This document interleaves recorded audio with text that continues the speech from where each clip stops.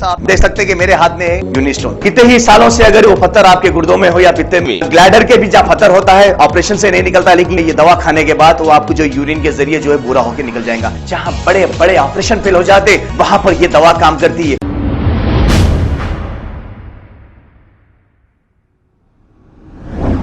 अस्सलाम वालेकुम नाजरीन, 7H न्यूज सच को रखे आपके आगे। जयपुर से मुंबई आने वाली ट्रेन में एक गैर समाजी अनासर ने फिरका परस्ती का जहर इसके जहन में बसा हुआ था।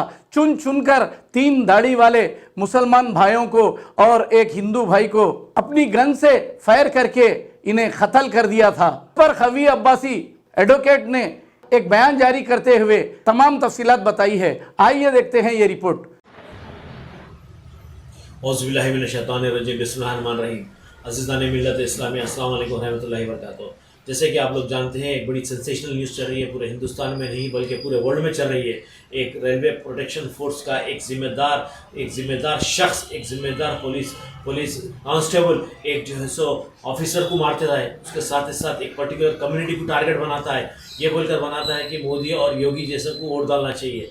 तो एक नफरत का बाजार चल रहा है हिंदुस्तान में। ऐसा चल रहा है कि पोलराइज कर दिया गया है। हिंदुस्तान का माहौल खराब हो चुका है। हिंदुस्तान की फ़िज़ा ख़राब हो चुकी है।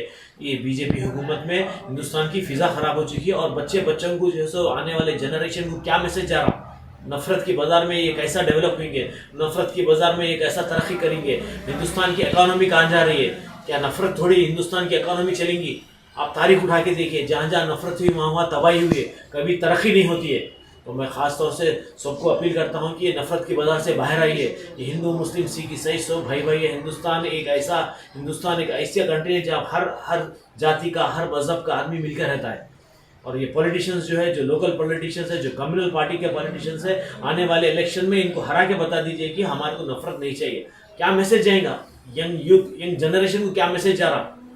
ये सिर्फ वोट बैंक की पॉलिसी है। ये सिर्फ वोट बैंक पॉलिसी है। वोट बैंक पॉलिसी के लिए आप देखे होंगे जवानों की ट्रक उड़ा दिया जाता है। तो ये पूरा जो है सो एक इशू बनाकर वोट बैंक को लाने के लिए, एक वोट बैंक के लिए जो है सो लोगों की जानों से खेला जा रहा है। एक नफरत बनाई जाएगी, ऐसी नफरत कि आने वाले 100 साल तक के दिलों में से नहीं निकलेगी। जबकि हिंदुस्तान एक ऐसा मुल्क था जहाँ पर गंगा जमुना की तहजीब रहती थी। वैसे हिंदुस्तान के मुल्क में जो है सो ये बीजेपी हुकूमत, बीजेपी सरकार नफरत बोली।